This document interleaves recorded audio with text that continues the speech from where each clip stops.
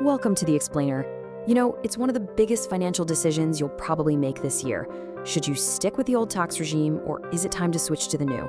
Well, in this Explainer, we're going to crunch the numbers side by side to help you figure that out. Right, that's the million-dollar question, isn't it? Or, well, at least the thousands of rupees question. And that's exactly what we're here to answer. It really all comes down to your income, your investments, and one crucial number that we're going to reveal at the very end. So the choice really just boils down to a simple trade-off. On one hand, you've got the old regime. Think of it as having higher tax rates, but it gives you this long list of deductions that can seriously shrink your taxable income. On the other hand, the new regime tempts you with these lovely lower rates right out of the gate, but it takes away most of those deductions. To really see which is better for you, we first need to get a handle on the fundamental tax slabs. Okay, first things first, let's look at the rules of the game, the fundamental tax slabs. You'll see the key difference between the two regimes is the tax rate that gets applied at each level of your income. See that? The new regime has way more slabs, and the rates at the beginning are definitely gentler, lower. It looks pretty appealing on the surface, right? But you've got to remember, the secret weapon of the old regime is its deductions, which we get to subtract before we even start calculating the tax. So let's see how this actually plays out in a few real-world scenarios. Let's put this into practice. Our first case study is designed to show off a really key feature of the new regime, something called the tax rebate. So let's meet our first taxpayer. Their gross salary is 7.5 lakhs a year, and they don't really have any big investments or expenses to claim as deductions, apart from the standard one everyone gets. Okay, now this is where it gets really interesting. Just look at that final line. With the old regime, you're looking at a tax bill of 52,500 rupees. But under the new regime, something pretty cool happens. There's a tax rebate under Section 87A, think of it as a discount on your tax bill, and it kicks in and completely wipes out the tax liability. The final tax you have to pay?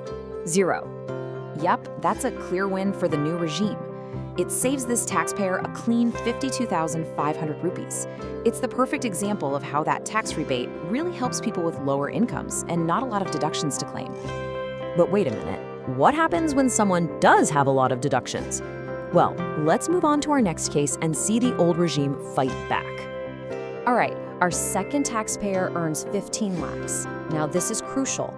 They are maximizing their deductions.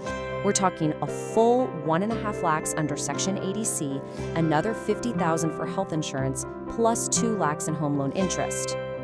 And here, the whole story just flips on its head. In the old regime, claiming those 4 lakhs in deductions brings the taxable income way down. But in the new regime, poof, those deductions are gone. So even with its lower tax rates, the final tax bill actually ends up being higher. This just goes to show you how critical your deductions are. So in this case, the old regime comes out on top, saving this taxpayer 18,750 rupees. It's proof that if you can claim a good chunk of deductions, the old regime can still be the smarter choice. Okay, for our last case, let's look at a high-income scenario. This is where another factor gets thrown into the mix, the surcharge. It's basically a tax on your tax, just for the higher earners. Our final taxpayer has a gross income of 60 lakhs. And at this level, the math gets another layer of complexity. Let's break it down. So after we calculate the base income tax, a 10% surcharge gets tacked onto the tax amount itself, just because the income is over 50 lakhs. After all the math is done, including that final cess, you can see the new regime's lower slab rates still give it a little bit of an edge, resulting in a slightly lower overall tax. So yeah, the new regime still wins here, but look how much smaller the gap is now, just over 5,700 rupees. It really drives home the point that at every single income level, you've got to run the numbers to be absolutely sure. Okay, this all brings us to the most important question of all. What's the magic number? How much in deductions do you actually need for the old regime to be the better choice? That, my friends, is your break-even point. This table right here, this is basically your cheat sheet. It's the key to this whole puzzle. Just find your income on the left. Now look at the number on the right. If all your yearly deductions, we're talking ADC, HRA, home loan interest, the whole shebang, add up to more than that number, then boom, the old regime is almost certainly your best bet. But if your deductions are less than that number, well, then the new regime is probably going to be the winner for you. So, at the end of the day, the choice is yours. The new regime is all about simplicity, while the old regime is there to reward you for diligent saving and investing.